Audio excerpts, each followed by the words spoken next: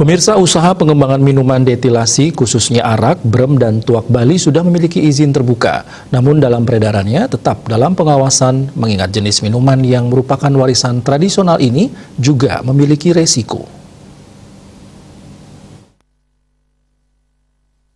Kepala Bidang Perdagangan Dinas Perindustrian dan Perdagangan Disperindag Kota Denpasar, Ida Bagus Yoga Edarta mengatakan, hingga saat ini pihaknya mengawasi 100 lebih distributor dan pengecer penjualan minuman beralkohol, baik khas Bali maupun minuman luar.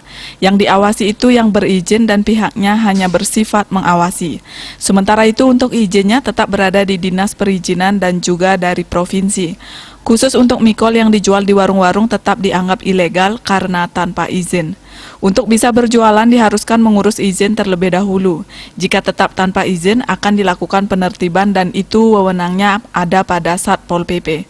Terkait penindakan terhadap pengecer mikol yang tidak berizin, pihaknya tetap melakukan koordinasi dengan Satpol PP.